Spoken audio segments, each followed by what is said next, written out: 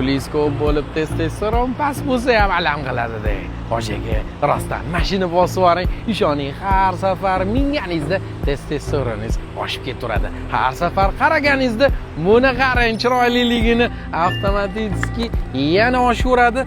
Keyin saloniga o'tirib olib gazni bosasiz-ku. 800 ot kuchi, ishoning kayfiyatingiz ham oshadi, duxingiz ham oshib ketaveradi.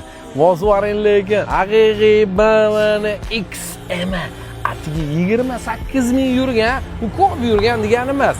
2023-yil kraskasi top-toza va qop-qora.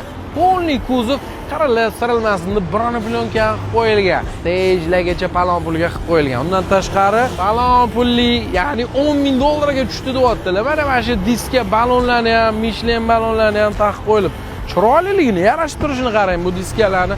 Rostdan bu mashinani orqasidan qarasangiz ham, oldidan qarasangiz ham rosta kasam san'at asari bo'yatibdi. BMW'ning maxluqlaridan, eng chiroyli kuzovlaridan hisoblanadi. Takoy futuristik dizayn, ya'ni kelajak dizayni deyiladi.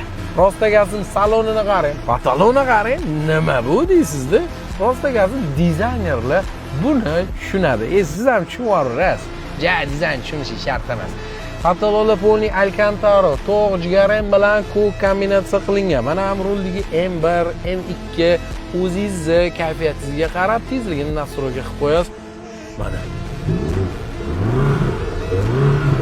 maxluqqa aylanadi. Adashmasam bir 3.7, 3.8 sekundlarda 0 dan 100 gacha chiqadi. Bu nerealniy tez degani. Head-up display Polniy karbon bo'lib yotibdi.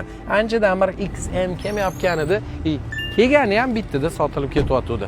Qani edi Telegramga o'tib olgan bo'lganingizda birinchi bo'lib ko'rib baraka qilgan bo'lardingiz. Telegramda o'zidan sotilib ketgan bo'lishi ham mumkin. 142.500 ga srachniga bosarsiz bo'ladi. Bosaring, maza qilib, bosib, bu kirtirib haydab yurasiz.